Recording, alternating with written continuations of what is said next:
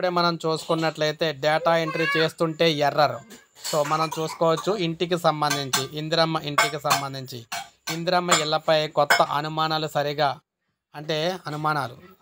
పనిచేయని ఇందిరమ్మ ఇళ్ల యాప్. గ్రామీణ ప్రాంతాల్లో మనం చూసుకున్నట్లయితే సర్వర్ డౌన్ సమస్యలు. ఒక్కో ఇంటికి పలుమార్లు వెళ్తున్న అధికారులు. పదే పదే డేటా ఎంట్రీ చేయాల్సి వస్తుందని సిబ్బంది అసహనం.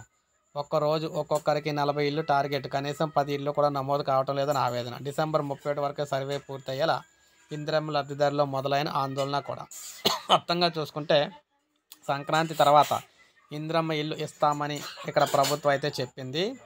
ఎల్బీ స్టేడియంలో జరిగిన క్రిస్మస్ వేడుకల్లో ఈ సందర్భంగా వ్యాఖ్యలు చేశారు.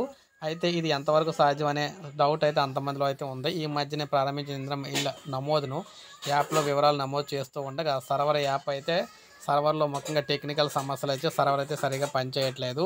ఇది సంక్రాంతి నాటికి సర్వే పూర్తయ్యే అవకాశాలు అయితే లేదని చెప్పేసి చెప్తున్నారు. అయితే ఎవరో కూడా కంగారు పడొద్దని చెప్తున్నారు. ఇంకేది సర్వే ఇన్ టైంలో పూర్తి అవ్వకపోతే అడిషనల్గా డిసెంబర్ 31 నాటికి సర్వే పూర్తి అవ్వకపోతే సో కొంతవరకు టైం అయితే పెంచుతామని చెప్పేసి చెప్తున్నారు. కనీసం 20 దరఖాస్తులు సర్వే పూర్తి చేసే విధంగా ఒక్కొక్కరు కూడా చేయాలని చెప్తున్నారు. దరఖాస్తులకు ముందే సమాచారం అయితే ఇవ్వడం అయితే జరిగింది. దరఖాస్తుదారులకు అంటే ఖాళీ జాగా వివరాలు అయితే నమోదు చేస్తే సరిపోతుంది. ముఖ్యంగా ఖాళీ జాగాలు నమోదు చేసి వారికే ముందు ఇస్తారు కాబట్టి దాన్ని బట్టి వారికైతే ఇల్లు శాంక్షన్ చేయడానికి అవకాశం ఉంది. సో ఏది ఏమైనా మొత్తంగా ఈ సర్వే అనేది ఈ నెల ఆఖరిలోపు అవ్వకపోతే టైం అయితే పెంచుతామని చెప్తున్నారు. సో ఇది మనకు అప్డేట్. ఒక లైక్ చేయండి, సబ్స్క్రైబ్ చేసుకోండి, మన ఛానల్ సబ్స్క్రైబ్ చేసుకోండి.